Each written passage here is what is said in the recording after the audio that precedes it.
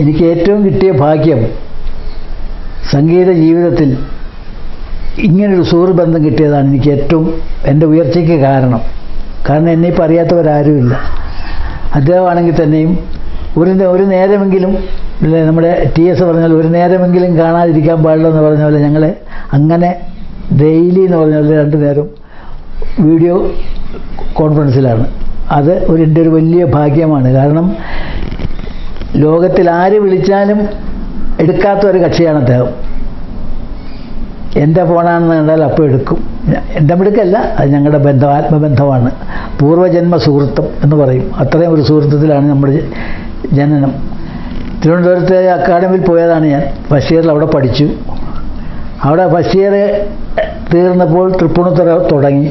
അപ്പം ഞാൻ ഉദ്ദേശിച്ചു എനിക്ക് വീട്ടിൽ പോയി വരാമല്ലോ എന്ന് കണ്ടൊക്കെ ഞാൻ അവിടുന്ന് TC മേടിച്ച് നേരെ തൃപ്പൂണിത്തുറ അക്കാഡമിയിൽ വന്നു. ഇതിനു മുമ്പ് ഞാൻ പറഞ്ഞിട്ടുള്ളതാണ്. എങ്കിലും ആ സെക്കൻഡ് ഇയറിൽ അന്ന് ഇന്നത്തെ നമ്മുടെ ഗാനഗന്ധർവൻ, ആസ്ഥാന ഗായകൻ തന്നെ ഞാൻ പറയാം, അദ്ദേഹം അവിടെ സെക്കൻഡ് ഇയറിൽ പഠിക്കുന്നുണ്ട്. ഞാനും അദ്ദേഹവുമാണ് അവിടുത്തെ ഏറ്റവും ജൂനിയർ ബാച്ച്. അങ്ങനെ ഞങ്ങൾ ബന്ധം അവിടെ വച്ച് തന്നെ സ്ഥാപിച്ചു. നിഷ്കളങ്കമായ ആത്മാർത്ഥതയോടെ ഒരു വഞ്ചനയും ഒരു കൃത്രിമത്വവും ഇല്ലാതെ ഞങ്ങളങ്ങനെ ആ ബന്ധം ഇന്നും തുടർന്നുകൊണ്ട് പോവുകയാണ്. അതിന് യാതൊരു മാറ്റവും വന്നിട്ടില്ല. എ ട്രിബ്യൂട്ട് ടു ദാസേട്ടൻ, നമ്മുടെ എല്ലാം പ്രിയങ്കരനായ ഗ്രേറ്റ് ദാസേട്ടന് ഈ ജന്മത്ത് എന്തെങ്കിലും ഒരു 4 വരി എഴുതാനോ എന്തെങ്കിലും ആ വരികൾക്ക് സംഗീതം നൽകാനോ അനുഗ്രഹിക്കപ്പെട്ട ഏതൊരു കലാകാരനും ആഗ്രഹിക്കുന്ന ഒരു ആഗ്രഹം എന്താണെന്ന് വെച്ചാൽ ദാസേട്ടനെ കൊണ്ട് എങ്ങനെയെങ്കിലും അത് പാടിക്കുക എന്നുള്ളതാണ്. അപ്പോൾ ദാസേട്ടൻ ഒരു പാട്ടെഴുതുന്ന അദ്ദേഹത്തിൻ്റെ ഒരു പാഡുണ്ട്, അതിലൊരു വൈറ്റ് പേപ്പറും പേന എടുത്തുകൊണ്ട് വരാൻ പറഞ്ഞു. കണ്ണടച്ചിട്ട് വലുതായിട്ട് അങ്ങോട്ട് എഴുതി തുളസി തീർത്ഥം എന്നും പറഞ്ഞു. കാരണം ആ തരംഗിണിയുടെ മുമ്പിൽ തുളസി ഉണ്ടല്ലോ, അത് മനസ്സിലാച്ചാൽ തുളസി ദാസേട്ടനെ എടുത്ത് ഇടയ്ക്ക് കഴിക്കാറുണ്ട്. റെക്കോർഡിങ്ങിൻ്റെ ടൈമിൽ അതിൽ നിന്ന് നുള്ളി എടുത്ത് കഴിക്കും. അങ്ങനെ ആ പേരും ദാസേട്ടൻ തന്നെ ഇട്ടാ, തുളസി തീർത്ഥം എന്നുള്ള പേരും. രവീന്ദ്രൻ മാഷ് പറഞ്ഞ ഒരു വാക്ക് ഞാനിവിടെ പറയാൻ ആഗ്രഹിക്കണമെന്ന്, മറ്റൊന്നുമല്ല, ഒരു പാട്ട് ഉണ്ടാക്കിയത് നമ്മൾ കാര്യമില്ല, ആ പാട്ടിൻ്റെ പൂർണ്ണത പാടിയാലേ കിട്ടുകയുള്ളൂ. നമുക്ക് ഇത്രയും ഗാനങ്ങൾ ദാസേട്ടൻ നമുക്ക് തന്നിരിക്കണത് ഏറ്റവും വലിയ കമ്പോസേഴ്സിൻ്റെ തൊട്ട് ഏറ്റവും ജൂനിയർ കമ്പോസേഴ്സിൻ്റെ വരെ അദ്ദേഹം പാടി ആ പാട്ടിനെ പാട്ടാക്കിയിരിക്കുന്നു. അതാണ് ആ പൂർണ്ണത. ഞാൻ ആദ്യമായിട്ട് ദാസേട്ടനെ നേരിട്ട് പരിചയപ്പെടുന്നത് ഈ 1975 എനിക്ക് നല്ല ഓർമ്മയാണ്. ഇവിടെ വളഞ്ഞമ്പലം അമ്പലത്തിൽ ദാസേട്ടൻ്റെ കച്ചേരിയാണ്. അന്ന് കൃഷ്ണൻകുട്ടി സാറാണ് മൃദംഗം, ഞാനല്ല വായിക്കുന്നത്, കിടം കാർത്തികേയനൊറ്റയാണ്. അപ്പോൾ അച്ഛനും ഞാനും കൂടി ഇവിടെ നിന്ന് കേൾക്കാൻ പോയിട്ടുണ്ട്. അപ്പോൾ കച്ചേരി കഴിഞ്ഞ് ഞങ്ങൾ ആ സ്റ്റേജിൻ്റെ സൈഡിൽ ഇങ്ങനെ പോയി നിന്നപ്പോൾ എന്താ കൃഷ്ണൻകുട്ടി സാർ ആദ്യം ഇറങ്ങി വന്നു. എന്താ സ്വാമി സ്വന്തം. അപ്പോൾ മകൻ ഇങ്ങനെ ഗടം വായിക്കുന്നത് അയാളെ ഒന്ന് പരിചയപ്പെടുത്തണം. അതിനെന്താ വേഷ് നന്നായി. അപ്പോഴത്തേക്കിന് ദാസേട്ടൻ ഇറങ്ങി വന്നു. എന്താ സ്വാമി എന്ന് വെച്ചുകൊണ്ട് വന്നു. മകനിങ്ങനെ അത് ശരി, അത് നമുക്ക് കൂടെ കൂട്ടാൻ നമുക്ക് എന്നിങ്ങനെ പറഞ്ഞു വന്നു. അപ്പം തന്നെ ഇതൊരു ജനുവരിയിലായി, മാർച്ച് 31 1976 5 അല്ല. അപ്പോൾ എന്നോട് കൃഷ്ണൻകുട്ടി സാറ് പറഞ്ഞു, എന്നാൽ കൊച്ചിയിൽ പള്ളിയിൽ കുഞ്ഞ് വായിക്കത്തവണ എന്നിങ്ങനെ പറഞ്ഞു. ദാസേട്ടൻ പറഞ്ഞു അവിടെ വായിക്കട്ടെ എന്ന് പറഞ്ഞു. അങ്ങനെയാണ് ആദ്യം 1976 മാർച്ച് 31 ഞാൻ ആദ്യമായിട്ട് ദാസേട്ടൻ്റെ കച്ചേരി വായിക്കുന്നത്.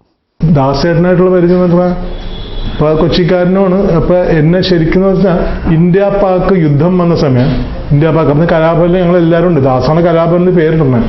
അപ്പോൾ ഞാൻ, ജോളി അബ്രഹാം, ജെൻസി, സുജാതയൊക്കെ ഉണ്ടെന്ന്. സുജാത ബേബി സുജാതയാണ്. അപ്പോൾ എന്താ പറഞ്ഞ, അപ്പോൾ ദാസേട്ടൻ അപ്പോൾ യുദ്ധത്തിന് വേണ്ടി ഈ ഫണ്ട് ശേഖരിക്കാൻ വേണ്ടി ഫണ്ട് റൈസ് പൈസ കൊടുക്കണമല്ലോ, സംഭാവന പോലെ. അതിനുവേണ്ടി ദാസേട്ടൻ ലോറിയിൽ എറണാകുളം തൊട്ട് കംപ്ലീറ്റ് ട്രിവാൻഡ്രം കോട്ട ഇങ്ങനെ കറങ്ങി പൈസ പിരിപ്പിച്ചിട്ട് ഇന്ദിരാഗാന്ധിയാണ് അന്ന് പ്രധാനമന്ത്രി, ഇന്ദിരാഗാന്ധിക്ക് കൊണ്ട് കൊടുത്ത്. അച്ഛൻ എന്നെ പിടിച്ചപ്പോൾ ഞാനങ്ങോട്ട് ചാടി കയറി. വേറെ ഒന്നാണ്, നമ്മളെക്കാൾ എത്ര ദൂരത്താണ് അയാൾ ദാസേട്ടൻ സമുദ്രമാണെങ്കിൽ നമ്മൾ ആ സമുദ്രത്തിലൊരു തുള്ളി ആണ് നമ്മൾ. ദാസേട്ടൻ വിളിക്കുമ്പോൾ നമുക്ക് പോകാതിരിക്കാൻ പറ്റും. പുള്ളിക്ക് പോകാൻ നമുക്ക് പോകാൻ ഞാൻ തലക്കിടിച്ച് പോയി. പോയപ്പോൾ പുള്ളി പാടിക്കാനായിട്ട് എൻ്റെ ഈ മൈക്ക് തരും. അപ്പം ഞാൻ ഒരു ഹിന്ദി പാട്ട് പാടുമ്പോൾ പുള്ളിയും പാടും. അപ്പോൾ അന്നാണ് കൂടുതൽ കണക്ഷൻ. എന്നോട് വല്ല കാര്യം ചെയ്ത് പുള്ളി പാടി അങ്ങനെ രസമായിരുന്നു. അപ്പം കംപ്ലീറ്റ് കോട്ടയം എറണാകുളം എല്ലാം കറങ്ങി. അപ്പം അങ്ങനെ ദാസേട്ടൻ അങ്ങനെ ആ സംഭാവന കൊടുത്തത്. അപ്പോൾ അത് കഴിഞ്ഞ് ആ പരിപാടി കഴിഞ്ഞപ്പോൾ ദാസേട്ടൻ സ്റ്റേജിൽ വെച്ച് വന്നു, ബ്രയൻ നമുക്ക് നാളെ നൂർനാട് പോകണം. അടൂർ നൂർനാട് ലെപ്രസി കോളനി ഉണ്ട്. അപ്പോൾ അവിടെ ആ രോഗികൾക്ക് വേണ്ടി ദാസേട്ടൻ കൊല്ലം തോറും പോയിട്ട് ഫ്രീ ആയിട്ട് പാടിക്കൊടുക്കും, സംഭാവനയും കൊടുക്കും. അപ്പോൾ എന്നോട് പറഞ്ഞു നമുക്ക് അങ്ങോട്ട് പോകണം. ഒരു കാറിൽ ഞാൻ, ദാസേട്ടൻ്റെ സെക്രട്ടറി, കൊച്ചാൻറ്റി തബല, പിന്നെ harmonist, M A guitar, harmonist, തുമ്മൻ, അങ്ങനെയൊക്കെ ആരൊക്കെ ആയിട്ട് ഇങ്ങനെ ഒരു കാറിൽ അങ്ങനെ പോയി. എന്നെ എവിടെ വെച്ച് കണ്ടാലും ദാസേട്ടനും മൈൻഡ് ചെയ്യാതെ പോവില്ല. എന്ന് വെച്ചാൽ അങ്ങനെയാണ് ഞാനായിട്ടുള്ള നമ്മളെ കണക്ഷൻ ഉണ്ടാക്കിയെടുത്ത്. ഞാൻ ഇത്രയും വലിയൊരു മഹാനായിട്ട് നമ്മൾ ആ കണക്ഷൻ എന്താ പറഞ്ഞാൽ കൂടെ പാടാൻ പറ്റുക. അതന്നെ ദൈവത്തിന് നമ്മൾ എത്ര നന്ദി പറഞ്ഞാലും തീരൂല. ഞാൻ തരംഗിണിയിൽ വായിക്കാൻ തുടങ്ങി 2-3 കാസറ്റ് വായിച്ചു കഴിഞ്ഞ് ഒരു കാസറ്റിൽ പ്രൊഫസർ മധുസൂദനൻ സാറ് അദ്ദേഹം ഈ പ്രഭാത ഗീതങ്ങൾ എന്ന് പറഞ്ഞിട്ടൊരു ഒരു കാസറ്റ്, അന്ന് കാസറ്റ് യുഗമാണ്. അതിൽ ഞാൻ വായിച്ചിട്ട് അതിൽ ഒരു പാട്ടുണ്ട്, പുലർകാല സംക്രമരാശിയിൽ എത്തുന്ന പ്രകൃതി ദേവിക്ക് തിരുപൂജ. ഇദ്ദേഹത്തിൻ്റെ രചനയാണ് മധുസൂദനൻ സാർ. അതിൽ വസന്തരാഗത്തിലെ അതെടുത്ത് കമ്പോസ് ചെയ്തിരിക്കുന്നത്. അതിൻ്റെ ഇടയിൽ അത് ആലപ്പി രംഗനാഥാണ് അതിൻ്റെ കമ്പോസർ. അതിന് ഇടയിൽ ബാക്ക്ഗ്രൗണ്ട് വന്നപ്പോൾ ഗമദ മദന്യ സാസ സാസ നീ നി നീ നി ദാദ ദാദ മാമ മാമ ഗാരേ സ, ഇങ്ങനെ ഒരു സ്വരങ്ങളൊക്കെ ഉണ്ട്. അപ്പോൾ എവിടെ സ്വരം കേട്ടാലും ഞാൻ തരംഗിണിയിലായാലും എവിടെയായാലും അത് കേട്ട് കഴിഞ്ഞാൽ എനിക്ക് വായിക്കാനൊന്നുമില്ല, അതിനകത്ത് സ്വരങ്ങളിങ്ങനെ ഈ കോറസ് പഠിപ്പിച്ചു കൊടുക്കുക. അപ്പോൾ ഇത് കേട്ടപ്പോൾ ഇതെൻ്റെ മനസ്സിൽ കയറി. ഞാൻ നേരെ തരംഗിണിയിലെ ബൂത്തിൽ, വിശാലമായ ബൂത്താണല്ലോ, ഒരു ബൂത്തിൽ ഒന്ന് വാതിലടച്ചിട്ട് ഞാൻ ഈ സ്വരം ഒന്ന് ഇടയ്ക്കൽ വായിച്ചു നോക്കുക. ഇത് വായിച്ച് നോക്കിക്കൊണ്ടിരിക്കുമ്പോഴാണ് ഈ മ്യൂസിക് ഡയറക്ടർ എന്തിനോ പുറത്തേക്ക് എന്നാലും പോകുമ്പോൾ ഈ ഇടയ്ക്കയുടെ സ്വരം ഇങ്ങനെ കേൾക്കുകയാണ്. വേറെ ആ ഡോറ് തുറന്നിട്ട് ഇത് നന്നായിട്ടുണ്ട്, ഇത് ആ ബാക്ക്ഗ്രൗണ്ടിൻ്റെ അതിൻ്റെ കൂടെ വെച്ചു. ഞാൻ പറഞ്ഞു ഇല്ല മാഷേ, ഞാൻ വെറുതെ ഒന്ന് കൊട്ടി, ആയിക്കോട്ടെ വെറുതെ ഇതൊക്കെ ഉണ്ടെങ്കിൽ പറയണ്ടേ എന്നോട് എന്ന് പറഞ്ഞു. അത് കഴിഞ്ഞ് ഈ ബാക്ക്ഗ്രൗണ്ട് വന്നപ്പോൾ ദാസേട്ടൻ ഇത് ശ്രദ്ധിച്ചു. ദാസേട്ടൻ ചോദിച്ചു ഇത് ആരാ വായിച്ചേക്കണേ? അപ്പോൾ ഇന്നാളാണ്. ദാസലായിട്ടുണ്ട്, അതാണ് നല്ല അഭിപ്രായം പറയണമെന്ന് പറഞ്ഞു. അത് കഴിഞ്ഞ് എല്ലാ വർക്കിനും ഇനി എന്നെ വിളിക്കണം എന്ന്. ഇതിലപ്പുറം ഒരു അവാർഡ് എനിക്ക് സത്യം പറയാം കണ്ണ് അറിയണമെന്ന്. അതാണ് ദാസേട്ടനായിട്ടുള്ള, അതാണ് ദാസേട്ടൻ.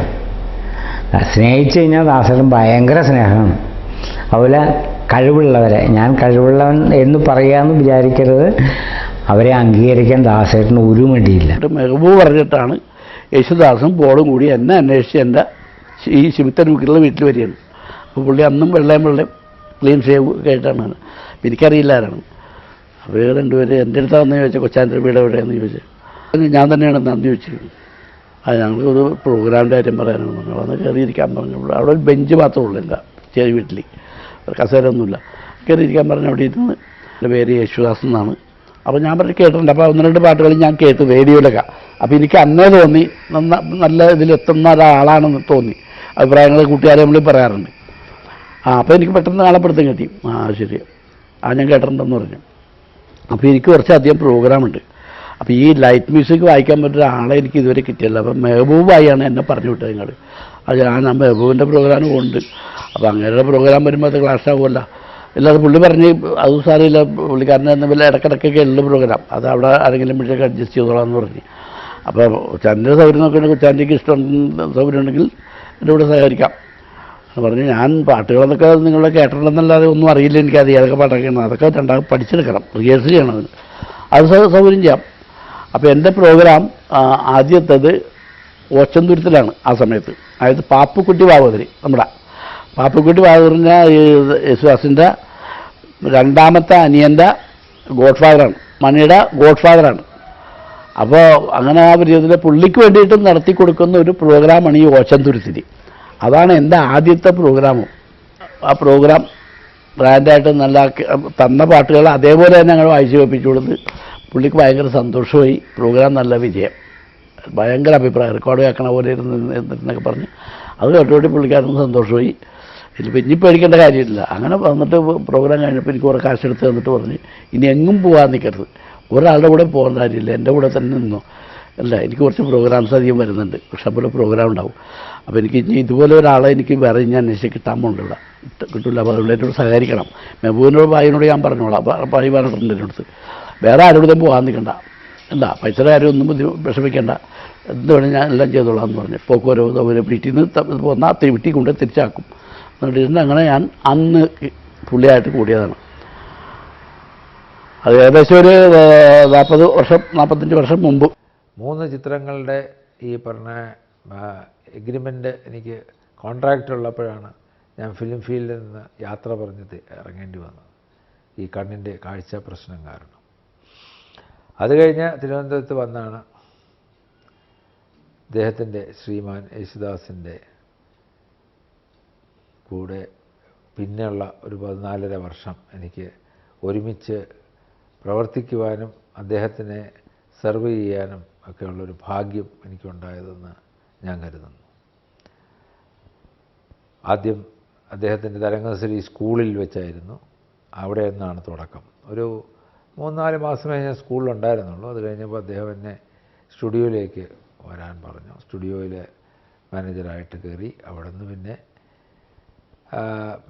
തരംഗിണി റെക്കോർഡ്സും ഞങ്ങളുടെ കാസറ്റ് പ്രൊഡക്ഷൻ യൂണിറ്റിലേക്കും എല്ലാം അങ്ങനെ പടിപ്പടിയായി ഉയർന്നു വന്നു.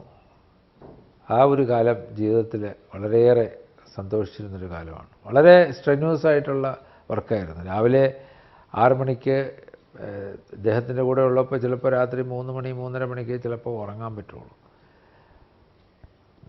പ്രഭചേച്ചി ഇല്ലെങ്കിൽ അദ്ദേഹത്തിൻ്റെ കൂടെ ആ മുറിയിൽ കൂടെ കിടന്നിരുന്ന ഒരാൾ ഞാനാണ്. അപ്പോൾ അദ്ദേഹം തമാശയൊക്കെ പറഞ്ഞ് ഞങ്ങൾ പഴയ കാര്യങ്ങളൊക്കെ പറഞ്ഞ് അങ്ങനെ കിടക്കുമ്പോൾ ചിലപ്പോൾ 2 മണി 3 മണിയൊക്കെ ആകും.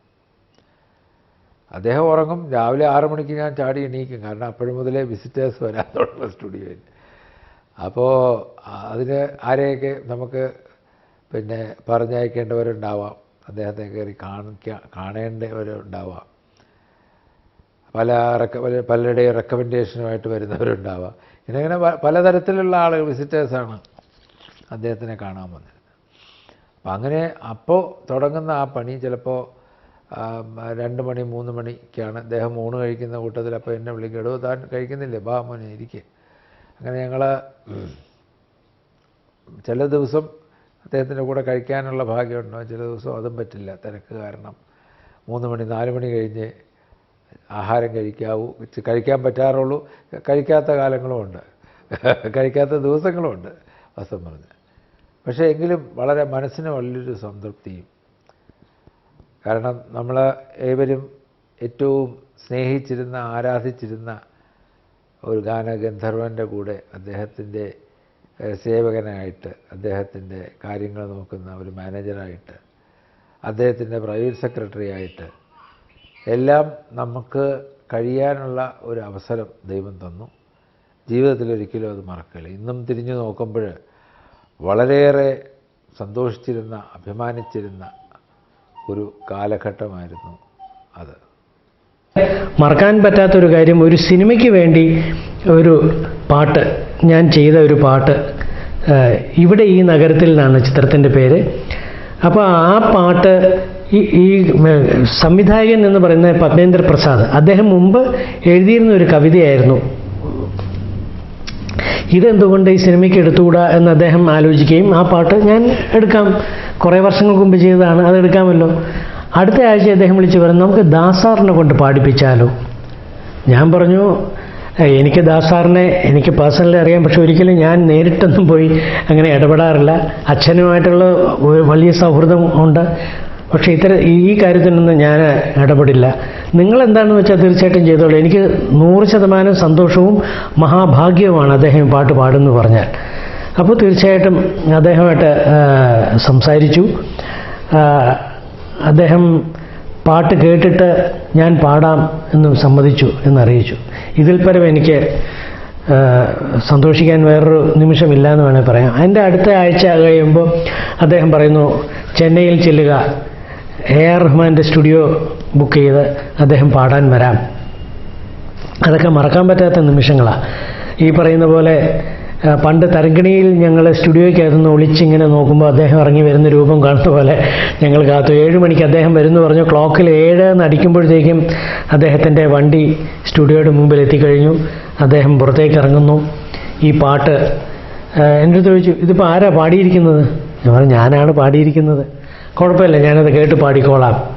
അത് കഴിഞ്ഞ് ഞങ്ങൾ ഈ സ്ക്രിപ്റ്റ് വലിയ അക്ഷരത്തിലും സാധാരണ തരത്തിലും എല്ലാം പ്രിൻ്റ് ചെയ്ത് ഫോട്ടോ കോപ്പി എടുത്തിട്ട് കൊണ്ടുവരികയായിരുന്നു. അത് ചോദിച്ചു, ഇതെന്താ? അപ്പം പത്മേന്ദ്ര പ്രസാദ് സ്ക്രിപ്റ്റ് വേണ്ട ഞാൻ എഴുതിയെടുത്തോളാം. അവിടെയാണ് അദ്ദേഹത്തിൻ്റെ മഹത്വം മനസ്സിലാക്കിയത്. ഇപ്പോഴത്തെ പലരും ഞാൻ കണ്ടിട്ടുണ്ട്, സ്ക്രിപ്റ്റ് ഉണ്ടോ എന്ന് ചോദിക്കാറുണ്ട്. ഇതല്ല, അദ്ദേഹം ഈ പാട്ട് കുറച്ച് ലെങ്തിയാണ്. പാട്ട് 5-5.5 മിനിറ്റോളം വരും പാട്ട്.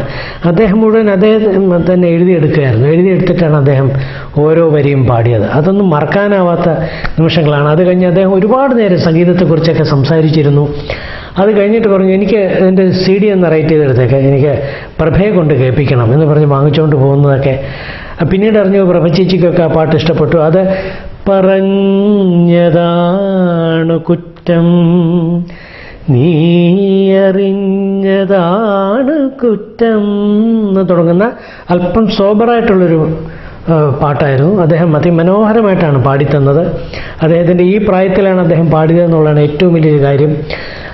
അന്ന് എനിക്ക് ഒരു പക്ഷേ അദ്ദേഹത്തിൻ്റെ സിനിമാ ഗാനങ്ങളിൽ പിന്നീട് അത് വേറെയും 1-2 പാടിയെന്ന് പറഞ്ഞു. പക്ഷേ അദ്ദേഹം ഏറ്റവും ഇഷ്ടപ്പെട്ട് പാടിയൊരു ഗാനം ഇതാണെന്നാണ് എനിക്ക് അറിയാൻ കഴിഞ്ഞിട്ടുള്ളത്. എന്തായാലും സന്തോഷം. എന്നെ സംബന്ധിച്ച് എൻ്റെ സംഗീത ജീവിതത്തിലെ ഏറ്റവും വലിയൊരു മഹാകാര്യം ദാസാർ എൻ്റെ ഒരു പാട്ട് പാടിയെന്നുള്ളതാണ്. അത് ജീവിതത്തിൽ മറക്കാൻ പറ്റാത്തൊരു നിമിഷങ്ങളും അനുഭവങ്ങളുമാണത്.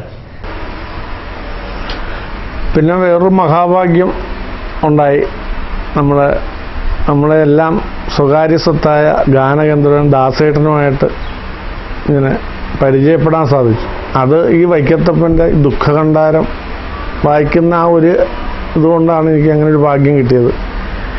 അതിനെക്കുറിച്ച് ഞാൻ പറയുകയാണെങ്കിൽ, പ്രതാപൻ സാറ് നമ്മുടെ തമ്പി ഇങ്ങനെ ശബരിമല ചെന്നപ്പോൾ വൈക്കത്തഷ്ടമിയെക്കുറിച്ച് പറയാൻ പറഞ്ഞു. അങ്ങനെ ഇവർ വൈക്കത്തഷ്ടമിയുടെ കാര്യങ്ങൾ പറഞ്ഞു. അവസാനം ഈ യാത്രയപ്പിൻ്റെ കാര്യം പറഞ്ഞപ്പോൾ എങ്ങനെയാണെന്ന് ചോദിച്ചു. അത് ഇങ്ങനെ ഞങ്ങളെ വൈക്കം പ്രദേശത്തിൻ്റെ അച്ഛനുണ്ടാക്കിയതാണ്, അദ്ദേഹം വായിച്ചുകൊണ്ടിരുന്നത്. ഇപ്പോൾ വായിക്കുന്നത് ഷാജി എന്ന് പറഞ്ഞൊരു കലാകാരനാണെന്ന് പറഞ്ഞു. അപ്പോൾ അദ്ദേഹം പറഞ്ഞു, എനിക്ക് ഒന്ന് കാണണം, കേൾക്കണം. എനിക്ക് എന്തായാലും അവിടെ വന്ന് കേൾക്കാൻ പറ്റത്തില്ല, അതുകൊണ്ട് അദ്ദേഹത്തിനെ ഒന്ന് കൊണ്ടുവരാൻ പറഞ്ഞു. അങ്ങനെ ഞാൻ ചെന്ന് അദ്ദേഹമായിട്ട് പരിചയപ്പെട്ടു. അങ്ങനെ വായിച്ചു. വളരെ സന്തോഷം. എനിക്കതിപ്പോൾ സ്വപ്നം പോലെ തോന്നുകയാണ്. അദ്ദേഹത്തിനെ കണ്ടത് തന്നെ എനിക്കൊരു മഹാഭാഗ്യമായിട്ട് ഞാൻ കരുതുന്നു. അങ്ങനെ പ്രതാപൻ സാറ് മുഖേന അദ്ദേഹത്തിനെ കാണുകയും പിന്നെ പല പ്രാവശ്യവും കണ്ടെങ്കിലും എനിക്ക് എൻ്റെ മനസ്സിൽ അത് സ്വപ്നമായിട്ട് തന്നെ ഇപ്പോഴും തോന്നുന്നു. അദ്ദേഹത്തോട് സംസാരിക്കാൻ തന്നെ കഴിഞ്ഞതിൽ ഒരു മഹാഭാഗ്യമായിട്ട് ഞാൻ കരുതുന്നു. ഒരുപാട് ലെജൻഡറി ആയിട്ടുള്ള ആൾക്കാരെ സ്റ്റേജുകളിൽ വെച്ചാണ് നമ്മൾ ആദ്യം അവരെ നേരിട്ട് കാണുന്നത്. പലപ്പോഴും ദാസാറിനെയൊക്കെ എനിക്കിപ്പോഴും ഓർമ്മയുണ്ട്. സ്റ്റേജിൽ മുൻപ് അദ്ദേഹം പാടിക്കൊണ്ടിരിക്കുന്നത് നമ്മളൊരു ആസ്വാദകന്റെ സീറ്റിലിരുന്ന് പലപ്പോഴും കണ്ട് വിസ്മയത്തോടുകൂടി നോക്കി നിന്നിട്ടുണ്ട്. പക്ഷേ എനിക്കിപ്പോഴും ഓർമ്മയുണ്ട്, കോട്ടയത്ത് മാമൻ മാപ്പിള ഹാൾ, അവിടെ ഒരു പാട്ട് പാടിക്കൊണ്ട് നിൽക്കുമ്പോൾ എൻട്രി വരുന്ന സ്ഥലത്തൊരു അനക്കം, ആൾക്കാരുടെ ഇടയിലൊരു അനക്കവും, നോക്കുമ്പോൾ തൂവെള്ള വസ്ത്രവുമായിട്ട് ദാസാർ ഇങ്ങനെ ഏറ്റവും ഫ്രണ്ടിൽ വന്നിരിക്കുമ്പോൾ നമ്മുടെ ഫുൾ എന്താ പറയുക, മനസ്സിനകത്ത് ടോട്ടൽ ഒരു ഒരു ചേഞ്ചാണ്.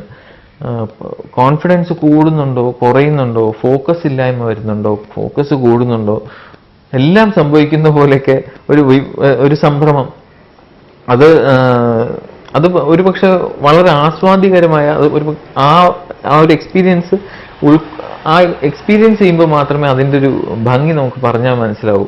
പിന്നീട് 1-2 സ്റ്റേജുകളിൽ ദാസാറിനോടൊപ്പം ഒരു ഡ്യുവറ്റ് ഷെയർ ചെയ്യാൻ അങ്ങനത്തെ ആ ലെവലിലോട്ടല്ല ഞാൻ പറയുന്നത്. അദ്ദേഹം പാടുന്ന വേദിയിൽ ഏറ്റവും റീസെൻ്റ്ലി ട്രിവാൻഡ്രത്ത് ഗന്ധർവസന്ധ്യയിൽ ദാസാറിനെ നമ്മൾ ഫ്രണ്ടിൽ ഓൺ ദ സ്റ്റേജിൽ ഇരുത്തി, ഞാൻ മധു അങ്ങനെ ഒരുപാട് ഒരു 8-10 പ്ലേബാക്ക് സിംഗേഴ്സ് അദ്ദേഹത്തിൻ്റെ ബാക്കിൽ നിന്ന് അദ്ദേഹം പാടിയ കുറേ പാട്ടുകളും ഇങ്ങനെ ഒരു ചെയിൻ സോങ് പോലെ അദ്ദേഹത്തിനൊരു ഞങ്ങളെ കൊണ്ട് പറ്റുന്ന ഏറ്റവും ചെറിയ ഒരു ട്രിബ്യൂട്ട് പോലെ അതേസമയം ഞങ്ങൾക്കത് ഏറ്റവും വലുതാണ്. ആ ഒരു വലിയ ട്രിബ്യൂട്ട് കൊടുത്തു. പിന്നീട് അതിൻ്റെ വിഷ്വൽ കാണുമ്പോഴാണ് അദ്ദേഹം ഓരോ പാട്ടും ഇങ്ങനെ അപ്പാരൻ്റ്ലി അദ്ദേഹത്തിൻ്റെ മുഖത്തൊരു എക്സ്പ്രഷനും ഇല്ലെങ്കിലും വളരെ ഭംഗിയായി പോകുന്ന, അല്ലെങ്കിൽ കൊള്ളാമെന്ന് ഒരുവിധം പാടി ഒപ്പിച്ചൊരു ഓരോരോ പോയിന്റ്സ് എത്തുമ്പോഴും അദ്ദേഹത്തിൻ്റെ മുഖത്തുണ്ടാകുന്ന അംഗചലനങ്ങൾ, അദ്ദേഹത്തിൻ്റെ മുഖത്തുണ്ടാകുന്ന ഭാവവ്യത്യാസങ്ങളൊക്കെ വളരെ കൗതുകത്തോടു കൂടി നോക്കിയിരുന്നിട്ടുണ്ട്. ഞങ്ങൾക്കിപ്പോൾ അടുത്ത് മലയാളത്തിൽ സംഗീത കൂട്ടായ്മ, അതായത് മലയാളത്തിലെ എല്ലാ പ്ലേബാക്ക് സിംഗേഴ്സും ചേർന്ന് സമം എന്നുള്ള ഒരു അസോസിയേഷൻ തുടങ്ങിയിട്ടുണ്ട്. അപ്പോൾ അതിൻ്റെ മീറ്റിങ്സിൽ ദാസാറ് പങ്കെടുക്കുന്ന മീറ്റിങ്സിലൊക്കെ മീറ്റിംഗ് കഴിഞ്ഞിട്ട് കുറച്ച് സമയം അദ്ദേഹത്തിൻ്റെ റൂമിലേക്കോ അല്ലെങ്കിൽ അദ്ദേഹം കാറിലേക്ക് കൊണ്ടുവിടാനോ അല്ലെങ്കിൽ റൂമിലിരുന്ന് കുറച്ച് നേരമൊക്കെ സംസാരിക്കുമ്പോൾ, പ്രത്യേകിച്ച് അതിൻ്റെ ബൈലോ ഒക്കെ ഉണ്ടാക്കിയ സമയത്ത് ഞാനും സുദീപും വിജയ് യേശുദാസും കൂടെ അദ്ദേഹത്തിൻ്റെ റൂമിലിരുന്ന് ഒത്തിരി നേരം സംസാരിക്കുമ്പോഴും ഇത് കഴിഞ്ഞാൽ നേരെ അദ്ദേഹം സംസാരിക്കുന്നത് സംഗീതത്തെക്കുറിച്ച് മാത്രമാണ്. അതേപോലെ തരങ്കിണി സ്റ്റുഡിയോയെക്കുറിച്ച് ഒരു ഫണ്ണി ആയിട്ടുള്ള ഇപ്പോൾ അതൊരു കുറ്റബോധത്തോടുകൂടി പറയണോ അതോ അതിൻ്റെ രസമായിട്ട്, എൻ്റെ മനസ്സിൽ ഇപ്പോഴും അതിനൊരു കുറ്റബോധവുമുണ്ട്, ഒരു ചെറിയ കുസൃതിയായിട്ടും എനിക്ക് തോന്നാറുണ്ട്. തരങ്കിണി സ്റ്റുഡിയോയുടെ അകത്തേക്ക് കയറുമ്പോൾ അവിടെ ഒരു ഗ്ലാസ് ഡോർസ്, ഇങ്ങനെ ഗ്ലാസ് പെയിൻസ് ഉണ്ടായിരുന്ന ഒരു ഡോറും പിന്നെ ഒരു പുഷ് ഡോറുമാണ്. ആ ഡോറിൻ്റെ സൈഡിൽ ഇത്രയും പ്രേം നസീറിനേക്കാളും സുന്ദരനായിട്ടുള്ളൊരു ദാസാറിൻ്റെ ഒരു ഫോട്ടോ, അത് എത്രയോ വർഷമായിട്ട് അവിടെ തന്നെ ഉണ്ട്. ഞാൻ സ്കൂളിൽ പഠിക്കുമ്പോഴും ഉണ്ടായിരുന്നു എന്ന് തോന്നണം. പിന്നീട് എപ്പോഴോ തിരിച്ചറിവില്ലാത്ത കാലമല്ലല്ലോ, കോളേജ് സമയത്ത് അവിടെയൊക്കെ ട്രാക്ക് പാടാനൊക്കെ പോയിട്ടുള്ളപ്പോഴൊക്കെ ഞാൻ നോക്കിയിട്ടുണ്ട്, ഇത് പശ വെച്ചിട്ടാണ് ഇത് ഒട്ടിക്കുന്നത്, ഇത് വലിച്ചിട്ട് ഇളകുന്നില്ല. കാരണം ആ ഫോട്ടോ എങ്ങനെയെങ്കിലും എനിക്ക് എൻ്റെ സ്വന്തമാക്കണം എന്ന് ആഗ്രഹിച്ചിരുന്ന ഒരു സുന്ദരനായ യേശുദാസ് സാറിൻ്റെ ഫോട്ടോ ഞാൻ 8:30 ആയപ്പോൾ സ്റ്റുഡിയോയിലെത്തി 9 മണിയായപ്പോഴത്തേക്ക് അപ്പുറത്തെ റൂമിൽ നിന്ന് ഇങ്ങനെ ഈ പറഞ്ഞ പോലെ ഫുൾ വൈറ്റ് ആൻഡ് വൈറ്റ് ഒക്കെ ഇട്ട് ഫ്രഷ് ആയിട്ടൊരു ദാസാറിനെ അപ്പം ഞാൻ ഈ ഫോട്ടോ ഈ മുഖം നോക്കി, തമ്മിൽ കുറച്ച് വ്യത്യാസമൊക്കെ ഉണ്ടെങ്കിലും രണ്ടിനും രണ്ട് ഭംഗി. പിന്നീട് അന്ന് പാടിയ ഏതോ 1-2 ഒരു 15-20 മിനിറ്റോളം എനിക്ക് അദ്ദേഹത്തിൻ്റെ അടുത്തിരിക്കാനും ഒക്കെ പറ്റിയത് ഇപ്പോഴും ആ സോഫയും അവിടുത്തെ ആംബിയൻസും ഇരുട്ടും ഒക്കെ എനിക്ക് എൻ്റെ മനസ്സിൽ ഇപ്പോഴും വ്യക്തമായിട്ടുണ്ട്.